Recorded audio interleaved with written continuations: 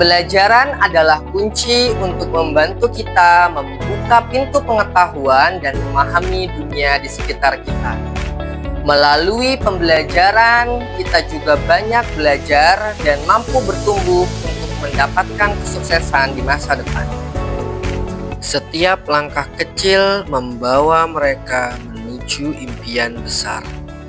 Dari awal yang ragu-ragu hingga gerakan yang penuh percaya diri. Pembelajaran adalah perjalanan yang mengubah mimpi menjadi nyata. Saya melihat mereka belajar, berlatih, dan tumbuh, bukan hanya menari, tapi juga menemukan keberanian dan kepercayaan diri dalam diri mereka dari ruang latihan yang sederhana hingga panggung besar yang gemilang. Setiap anak memiliki potensi yang luar biasa yang menunggu untuk diungkap. Mari kita rayakan proses belajar, kesabaran, dan kebahagiaan dalam setiap gerakan mereka, karena dalam setiap tarian ada cara tentang pertumbuhan, tentang impian, dan tentang kemungkinan tak terbatas yang mereka ciptakan sendiri. Selamat pagi anak semuanya. Hari ini kalian happy? Ada yang tidak masuk di hari ini? Siapa yang tidak masuk di hari ini? Oh, Safira sama Alif. Kenapa?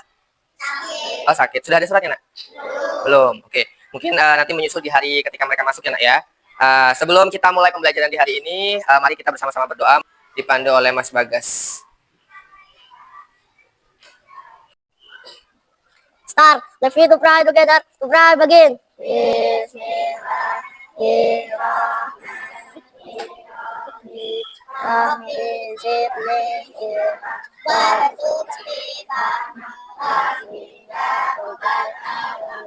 To pray finish. Greeting to the teacher. Good morning, Mister. Baik, assalamualaikum warahmatullahi wabarakatuh. Ya, mudah-mudahan hari ini kalian semua dalam keadaan sehat. Dan sebelumnya saya ingin menanyakan kepada kalian tentang materi yang akan Mr. Fajar sampaikan di hari ini, yaitu tentang tari. Apa sih tari? Hah? Belum tahu ya, belum tahu. Kira-kira tuh tari itu biasanya kita ngapain? Kita melakukan apa tari itu? Joget? Nari itu apa? Nari itu apa? Menggerakkan tangan, anggota tubuh, apalagi selain anggota tubuh lagi. Seperti apa contohnya? Tangan tadi sudah, kaki, kepala, mata tadi pendek, dan masih banyak lagi. Jadi tarian itu adalah seni yang biasanya menggunakan gerakan yang juga biasanya diiringi dengan musik. Setiap daerah itu punya tarian khasnya masing-masing.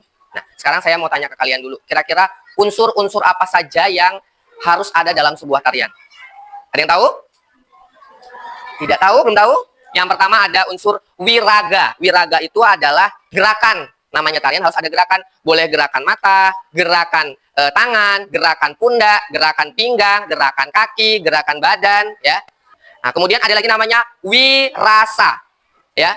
Wirasa itu adalah bagaimana cara kamu mengekspresikan tarian itu. Oh, ekspresinya dia lagi sedih tuh. Oh, galak dia. Oh, dia gagah berani. Tergantung dari setiap tarian. Yang selanjutnya adalah wirama. Wirama itu apa? Musiknya, musik dari tarian itu. Dari mana musik tarian itu? Ada yang dari menggunakan alat musik, ada yang dari menggunakan mungkin alat musik yang elektrik atau dengan mulut. Kalau yang dari alat musik tradisional contohnya gamelan, lagi gong, lagi ada jimbe, ada rebana, ada gamelan di Lampung ya, gamelan, dan masih banyak lainnya. Kalau yang menggunakan musik elektrik seperti apa? Ya tadi menggunakan salon ya. Atau yang menggunakan badan apa contohnya? Tangan, kalau tadi saman kan ya. Nah, ada juga yang menggunakan mulut. Tari apa? Keca. Ada lagi dari anggota gerak lainnya apa? Kaki ya. Nah, itu dia adalah contoh gerakan tari. Nah, saya ingin mengecek pengetahuan kalian tentang tarian yang mungkin pernah kalian lihat di sepanjang kalian mungkin bersekolah. Ada yang pernah tahu mungkin jenis-jenis tarian yang pernah kalian tahu? Tari piring. Ada lagi tari apa? Tari sembah dari Lampung. Apa lagi? Tari kecak dari Bali. Tadi yang menggunakan tangan. Tari sama dari Aceh. Apa lagi? Reok dari Ponorogo. Biasanya kalian kalau misalkan ada rame-rame nonton itu, yang gini, apa?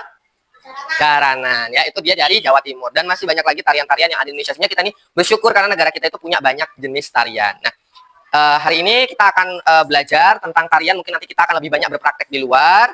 Harapannya nanti ketika kalian bisa menarikan tarian yang akan diajarkan Mister, kalian bisa menampilkan di acara-acara besar ya. Mungkin nanti di acara gelar karya atau di acara ulang tahun desa 17 Agustus dan masih banyak lagi. Baik, Nak. Jadi di tarian itu ada banyak jenisnya. Ada tarian klasik, itu seperti balet ya, yang dia bisa jinjit ya. Yang seperti ini. Ya, itu tari balet. Ada juga tari tradisional tadi, ada tari Bali, ada tari setiap daerah di Indonesia tuh banyak sekali, sampai mungkin Mister pun nggak tahu seberapa banyak tarian yang ada di Indonesia ya. Saking kayaknya, bahkan di Lampung ada tari bedana, ada tari sembah, ada tari melinting, dan masih banyak lagi. Itu Lampung baru satu provinsi sudah ada 3, apalagi di daerah-daerah lain ya. Nah, kemudian ada lagi selain tari klasik, tari tradisional, tari modern, atau tari yang zaman now itu misalnya apa? Korean dance ya. Curit, apa contohnya tadi mana itu?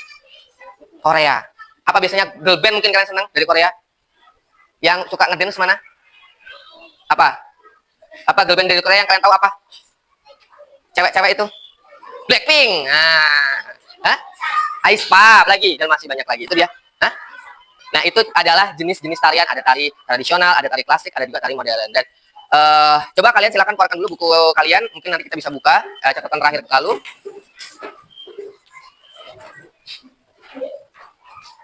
Ya. Sebelum buka, saya ingin menanyakan kepada kalian. Are you ready for the class? Are you ready for the class? Oke. So, kita akan lanjutkan materi kita. Yang minggu lalu kita bahas tentang musik. Sekarang kita musik dan tarian. Dan tujuannya apa? Kita belajar musik dan tarian ini supaya kalian nanti bisa berpraktek langsung dan kalian bisa mengerti budaya-budaya dari setiap daerah ya. Setiap suku nanti kita akan pelajari semua ya. Dan nantinya harapannya kalian bisa menguasai satu jenis tarian ya. Mungkin nanti kalian bisa pakai untuk di acara-acara besar ya. Dan saya berharap kalian bisa mengikuti materi ini. Mungkin kita akan coba dulu beberapa gerakan ya. Silakan berdiri semuanya. Nah, ini kalau di Indonesia itu ada tari pendet ya. Dia menggunakan mata. Jadi dari lirik ke sebelah sini ke sebelah sana. Nah, kita akan coba bisa dari kiri ke kanan. Det pong ya, det pong. Nah, seperti itu bisa. Mungkin dicoba, tangannya di pinggang kalau anak-anak semuanya. Coba, gerakan mata. Nah, ya, 1, 2, 3. Nah, itu dia, menggunakan gerakan mata. Kalau gerakan kepala seperti apa? Ada yang begini, ya. Itu dia, tari. Biasanya dari Jawa ya. Atau tari merak. Dia kepalanya gini. Coba diikuti bisa? Nah, ya. Kalau gerakan pundak seperti apa? Biasanya gini, ya. Nah, tahun lalu kakak-kakak kalian agak ada gerakan seperti ini ya. Nah, ya biasanya kan ya, kakaknya. Nah, pundaknya seperti ini. Nah, itu dia gerakan tarian yang menggunakan pundak. Kalau tangan, biasanya apa? Begini-begini. Atau dia ukel, kalau bahasa Lampung ya. Ini main gerakan pergelangan tangan ya. Ada yang begini. Kalau yang di Lampung dia disebut ngecum. Kalau di daerah Jawa dia seperti ini. Dan masih banyak lagi ya. Kalau gerakan pinggang gimana? Dia aja. Biasanya kan. Nah, kalau kaki biasanya gimana? Hentak. Nah, dan masih banyak lainnya. Silakan berduduk kembali. Tepuk tangan buat kalian semua dulu dong. Nah, mungkin supaya lebih enak, kita akan langsung berpraktek. Kalian sudah bawa baju olahraga kan? Setelah ini kalian bisa langsung ganti baju olahraga. Kita akan praktek di luar, oke? Baik, silakan langsung boleh berganti. Siapkan baju olahraganya. Pembelajaran melalui praktek menari langsung merupakan pembelajaran yang dapat disebut pembelajaran berbasis refleksi atau melalui pengalaman langsung. Ini tentu sejalan dengan pembelajaran deep learning yang memungkinkan peserta didik untuk mendapatkan pengalaman langsung sehingga mempermudah peserta didik untuk dapat memahami konsep pembelajaran. Pada pembelajaran deep learning, tentu kita mengetahui karakteristiknya yaitu meaningful learning atau pembelajaran yang bermakna, mindful learning atau pembelajaran dengan kesadaran, dan joyful learning atau pembelajaran yang menyenangkan. Tentu melalui berpraktik langsung akan membuat siswa sadar tentang apa yang mereka pelajari dan mereka dapat memaknai apa yang mereka lakukan dengan rasa gembira. Melalui tema yang saya usung, bergerak bersama, hebat semua, membawa anak-anak menuju kesuksesan yang lebih besar. Dalam perjalanan belajar menari ini, anak-anak menunjukkan bahwa ketika kita bersatu dan bergerak bersama, kita bisa mencapai hal-hal hebat. Dari langkah awal yang hanya setimit hingga penampilan yang penuh percaya diri di panggung besar. Mereka membuktikan bahwa kolaborasi dan semangat bersama membawa hasil yang luar biasa. Dengan setiap gerakan yang disinkronkan, setiap tarian yang diperagakan, mereka menunjukkan kekuatan dari bergerak bersama. Mari kita saksikan bagaimana anak-anak ini menjadi hebat melalui proses belajar dan bergerak bersama. And the last but not least, I want to say to the people who watching this video, learning is not just about gaining skill, it's about unlocking potential. Together we move, together we grow. Unity is the fuel of the greatness. When we step in a harmony, we achieve extraordinary things.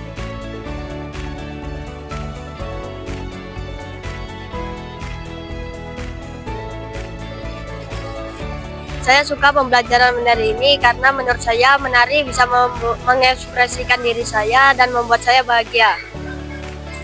Menurut saya, menari ini bisa membuat saya lebih percaya diri, lebih mengenal budaya melalui tarian-tarian yang seru. Menurut saya, praktek menari masuk dalam karakteristik deep learning yang bersadaran atau mindful learning, yang artinya siswa terlibat aktif dan sadar dalam proses pembelajaran.